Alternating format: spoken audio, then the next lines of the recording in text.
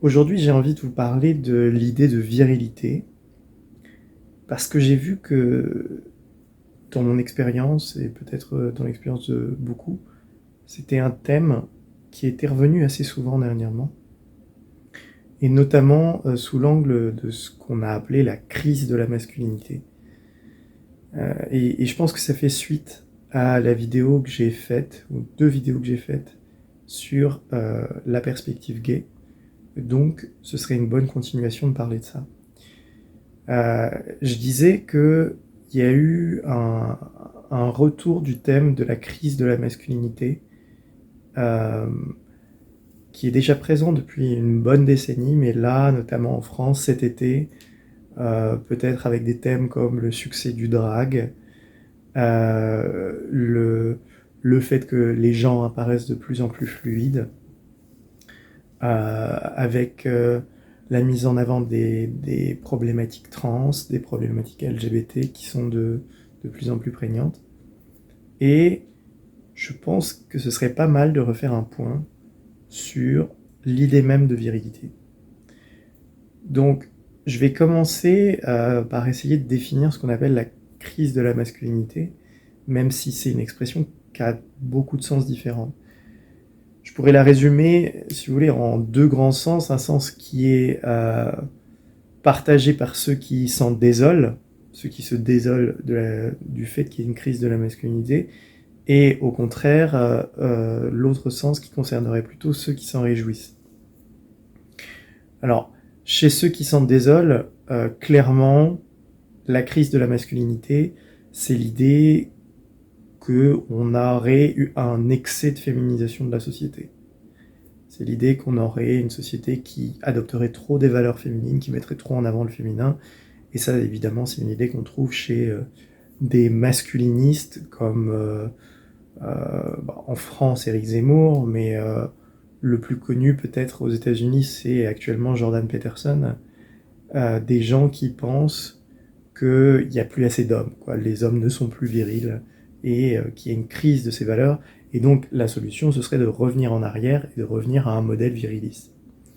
Et en face de ça, on a des gens qui sont d'accord sur le constat qu'il y a une crise de la masculinité, mais qui seraient plutôt en train de s'en réjouir en se disant qu'en fait la crise de la masculinité, ce serait le désarroi des hommes qui auraient perdu leur pouvoir et qui, si vous voulez, s'agripperaient encore un peu à quelque chose qui est en train de mourir. Et ben moi, je vais essayer d'introduire un troisième sens, c'est-à-dire un sens qui est euh, ni masculiniste, parce que je pense que cette idée de retour en arrière est vouée totalement à l'échec, euh, ni une réjouissance sur le cadavre euh, des hommes, parce que je pense qu'ils sont encore là et qu'ils ont besoin d'un nouveau modèle. Ce serait un sens qui dirait que la crise de la masculinité, en fait, c'est une sorte de crise de désorientation. C'est-à-dire qu'il y a un modèle qui s'est effondré, il n'y a pas encore l'adoption du nouveau modèle, et entre-temps, quand on se réoriente, quand on adopte une nouvelle orientation, bah, on a un moment de désorientation, un moment qui peut emmener un grand désespoir. Désolé, j'ai eu un petit souci de vidéo. Donc je disais que on vit actuellement une désorientation des hommes en général, de beaucoup d'hommes, qui ont perdu le modèle ancien et qui n'arrivent pas encore à se reconnaître dans un nouveau modèle. Et donc cette période de désorientation, en fait, explique beaucoup de sentiments, de désœuvrement, de sentiments de dépression aussi, qu'on remarque chez beaucoup d'hommes qui sentent qu'en fait ils ne savent plus vraiment qui ils sont, ils ne savent plus comment se définir, et qui ne savent plus comment ils doivent se rapporter à la fois à leur propre genre, au genre féminin et à la société tout entière en fait. Donc l'idée, encore une fois, c'est que la crise de la masculinité, c'est une crise de désorientation. On a un nouveau modèle qui va naître. Il est évident, en fait, il est déjà créé, mais il n'est pas vraiment adopté clairement, il n'est pas reconnu. Et on a un ancien modèle qui est mort. Et entre les deux, on a un laps de temps d'adaptation. C'est un peu comme quand on est passé du polythéisme au monothéisme, c'est-à-dire des dieux grecs et romains aux dieux chrétiens, il y a eu un temps d'adaptation, un temps où on avait perdu un petit peu le culte du polythéisme et où on n'avait pas encore adopté le culte de monothéisme. Le modèle viriliste est mort, pour moi ça fait aucun doute, mais rien n'est venu le remplacer, et c'est pour ça que ceux qu'on appelle les hommes ne savent plus se repérer dans le monde, en fait. À partir de là, quand on a dit que ça c'était la crise de la masculinité, il faudrait peut-être revenir du coup sur qu'est-ce qu'a été la masculinité dans l'histoire et son association à la virilité. J'ai utilisé les deux termes jusque-là, mais je ne les ai pas très bien différenciés. Masculinité, c'est l'idée de se reconnaître dans un genre masculin. Alors que virilité, c'est quelque chose de plus que simplement la masculinité, le fait de se reconnaître du genre masculin. C'est un ensemble de valeurs qui accompagnent la masculinité, le fait d'être désigné comme masculin, et qui donne un certain statut social. Je pense que le plus simple pour décrire la différence et pour bien définir ce que c'est que la virilité, c'est de prendre l'analyse que fait Bourdieu de la virilité dans La domination masculine, qui est un livre que je viens de lire cet été et qui nous renseigne beaucoup en fait sur la nature de la virilité, de tous les mécanismes qu'il y a à l'intérieur.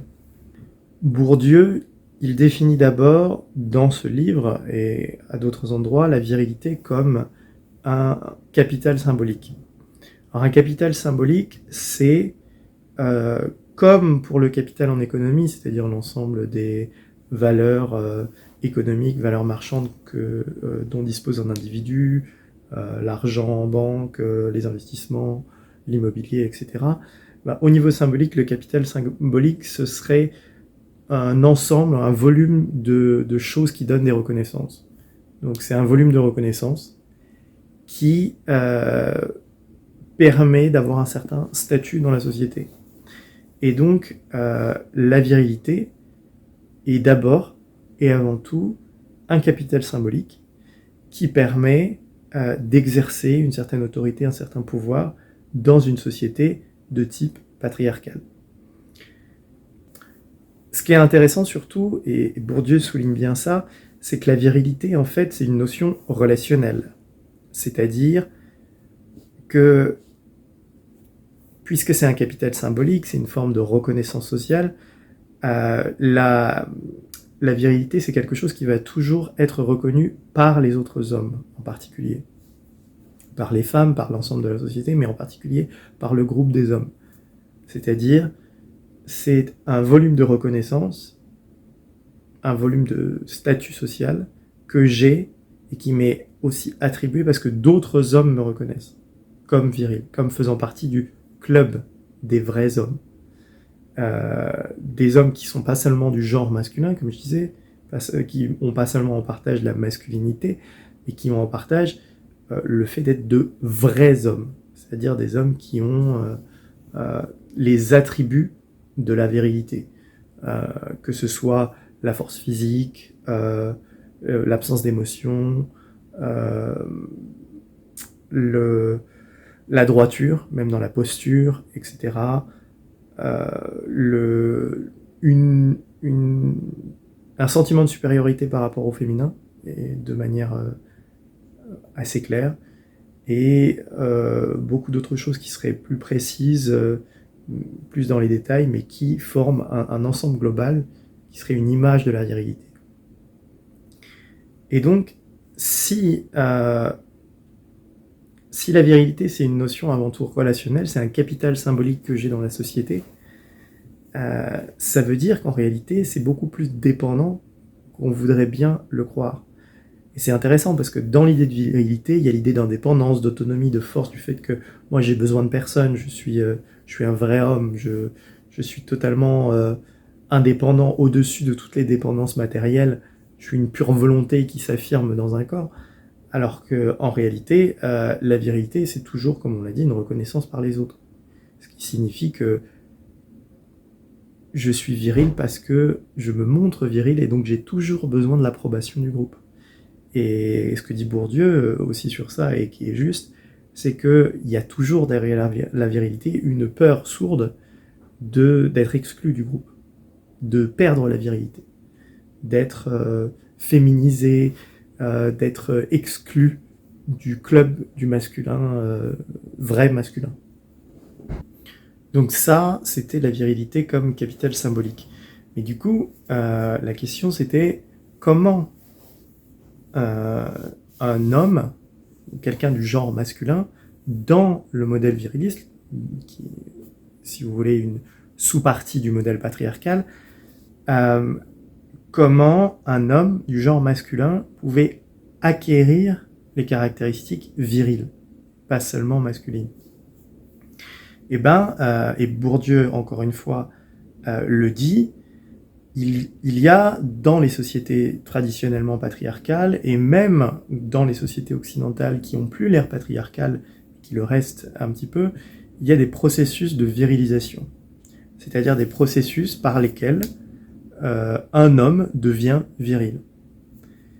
Ces processus par lesquels un homme devient viril, c'est souvent des rites de passage, des expériences communes, des tests qui sont faits pour prouver devant le groupe, encore une fois, puisque c'est un capital symbolique, c'est une reconnaissance, devant le groupe, que l'homme en question est assez viril pour être admis au club des vrais hommes.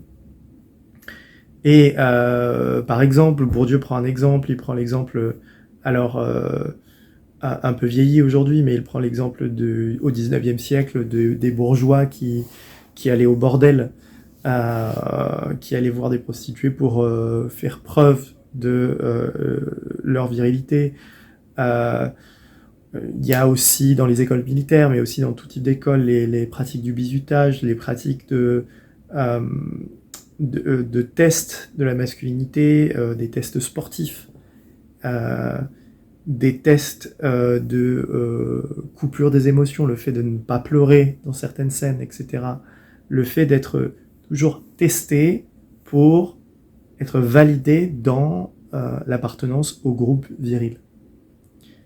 Et ce processus de virilisation s'inscrit vraiment dans les corps, dans les habitudes ordinaires. Il fait que les gens ne se tiennent plus de la même manière, qu'ils ont une certaine prestance, une certaine disposition, que ce soit d'esprit ou une disposition physique. On ne marche plus de la même manière, on n'occupe plus l'espace de la même manière, on a une géographie mentale qui n'est plus la même. On ne se rapporte plus au genre féminin de la même manière.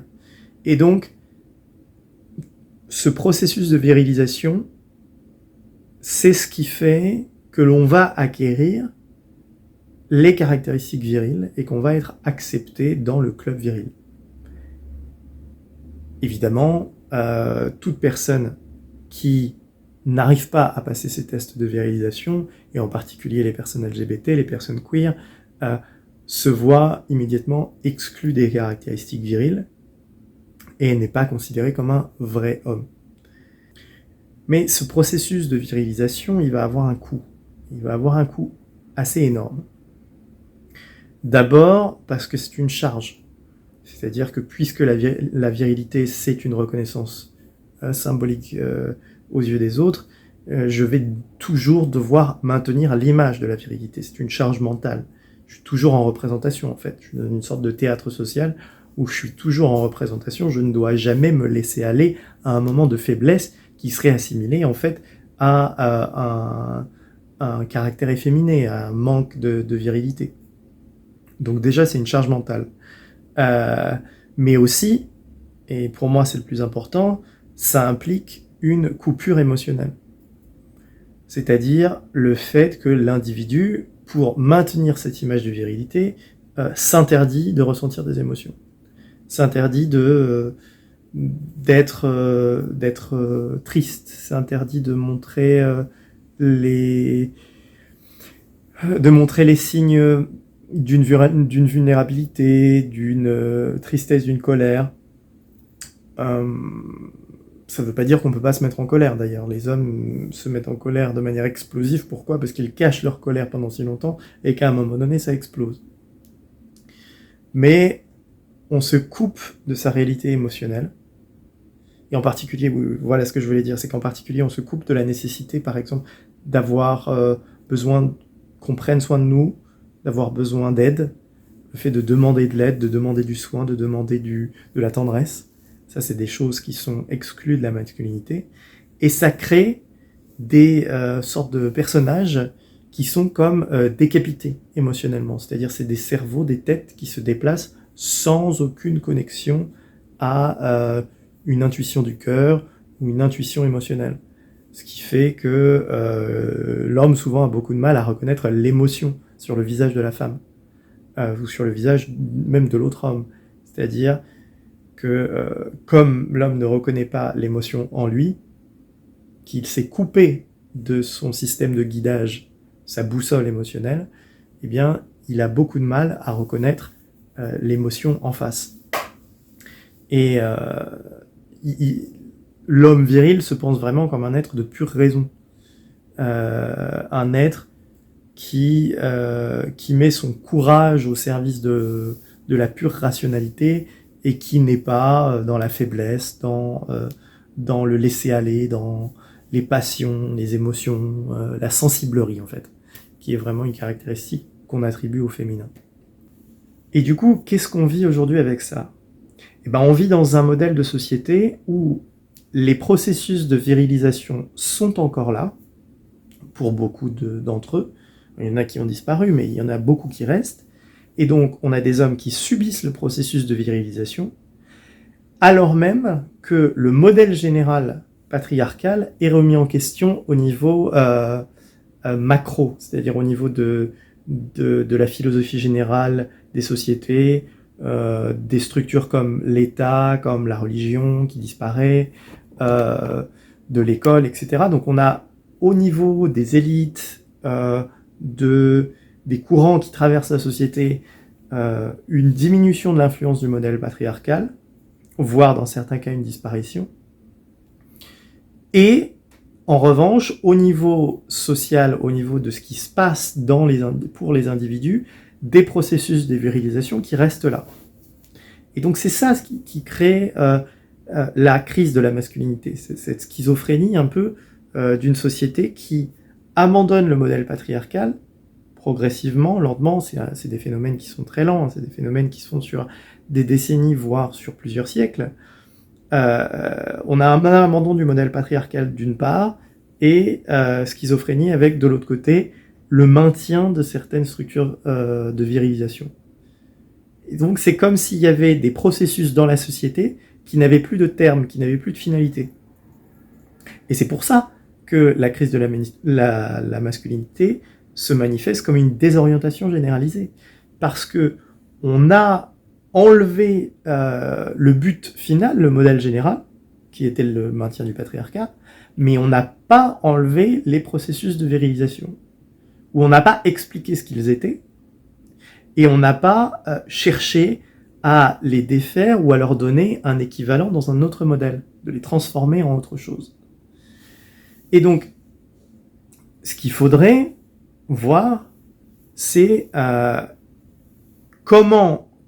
quel message on peut adresser à des hommes en particulier, et on va dire en particulier des hommes hétérosexuels, parce que les minorités de genre et de sexualité, en fait, ont déjà fait ce travail, sont un petit peu en avance sur ce travail, parce que de toute façon, elles étaient déjà rejetées par le modèle d'avant. Il faut voir comment on peut donner un modèle à ces hommes qui ont subi les processus de virilisation, mais qui ne savent plus pourquoi, en fait. Et donc, ce qu'il faut voir, je pense, et je pense que c'est une tâche fondamentale des années à venir, c'est qu'il y a eu, dans ces processus de virilisation, une blessure fondamentale. Et la blessure fondamentale, je l'ai déjà dit avant, mais je le répète ici, c'est la coupure avec les émotions. C'est l'un des facteurs les plus importants du processus de virilisation et l'une des choses qu'il faudrait déconstruire avant tout. C'est-à-dire que la décapitation émotionnelle, le fait qu'on a vraiment le règne de la raison, de la tête, sans le règne des émotions et du cœur, fait qu'on a des individus qui se pensent ultra rationnels, qui ont la nostalgie du modèle d'avant, et on peut que les comprendre, puisqu'ils ont subi les processus de virilisation qui avaient pour finalité le modèle patriarcal, et qui essayent en fait de se raccrocher aux branches, qui essayent de retrouver quelque chose qui est perdu.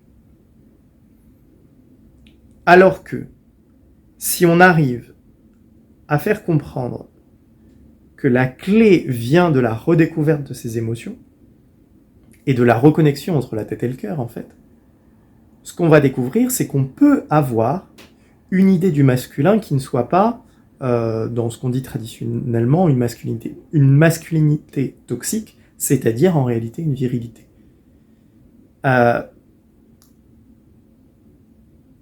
Parce que la virilité suppose une coupure émotionnelle, une froideur, une forme de stoïcisme poussé à bloc, alors la solution à ce désarroi, cette désorientation des hommes, c'est véritablement une reconnexion émotionnelle. Alors ça va pas forcément être facile. Pourquoi ? Parce que, encore une fois, des gens qui ont subi le processus de virilisation pensent que toute acceptation de ces émotions est quelque chose d'efféminé, quelque chose qui va les déviriliser en fait. Mais c'est quelque chose auquel ils devront arriver, d'accepter ces émotions, d'accepter cette part de ce qui s'appelle le féminin, mais qui en fait ne serait pas seulement le féminin si on n'avait pas fait cette distinction entre les émotions féminines et la raison masculine. Mais parce qu'on a fait cette distinction, il faut se réapproprier cette part de féminin dans le masculin pour avoir un équilibre. Je pense que le travail qui reste à faire dans la société, c'est plus un travail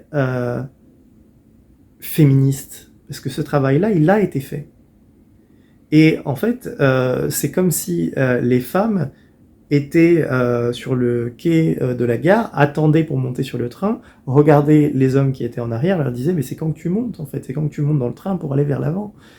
Et le travail n'est plus à faire dans le féminisme ou chez les femmes qui ont déjà fait en 70 ans de féminisme théorique des modèles d'explication très poussés, des descriptions de la société qui sont très fines. Le travail qui reste à faire, c'est un travail des hommes pour redécouvrir les émotions dont ils ont été privés par des expériences traumatisantes. Et les expériences traumatisantes, c'est les expériences du processus de la virilisation. Évidemment, je sens là directement à quel point la résistance peut être énorme à ça. Mais je ne vois pas d'autre solution. Je sens à quel point la résistance peut être énorme parce que je sens à quel point tout homme hétérosexuel potentiellement voit la redécouverte de ses émotions comme une menace. Et comme une menace massive, parce que c'est véritablement le fait de revivre le traumatisme qui a été vécu initialement. Le processus de virilisation, c'est des expériences traumatisantes les unes après les autres pour dire t'as pas le droit de pleurer, t'as pas le droit d'être triste, t'as pas le droit d'avoir besoin d'être cajolé, d'avoir besoin de tendresse, etc.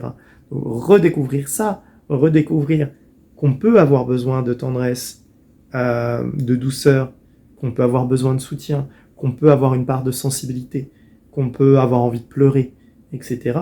Redécouvrir ça, pour beaucoup d'hommes, ça va être effrayant. Mais c'est en quelque sorte inévitable, et d'ailleurs c'est en train d'arriver. Donc encore une fois, je pense que ce qu'on vit comme crise de la masculinité, c'est pas une remise en question du genre masculin. Parce que la masculinité, c'est pas la virilité.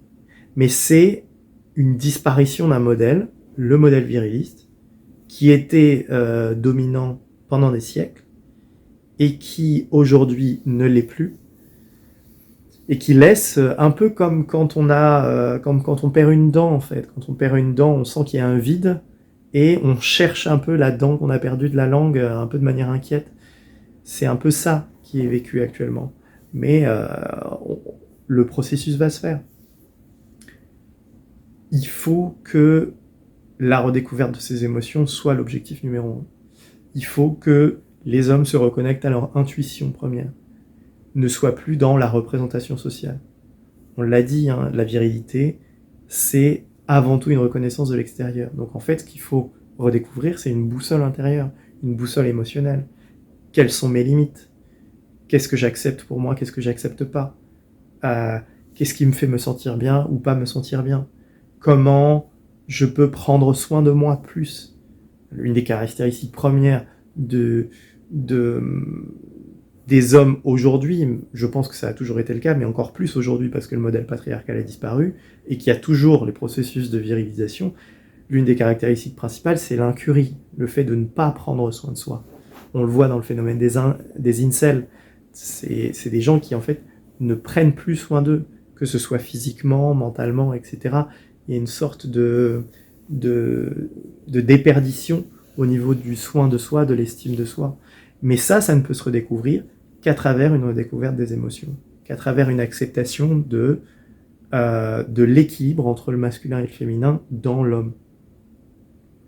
Et ce sera un grand pas en avant quand on aura fait ça, parce que, encore une fois, l'achèvement de la sortie du modèle patriarcal ne pourra se faire que quand les processus de virilisation seront transformés eux aussi, seront remplacés par autre chose.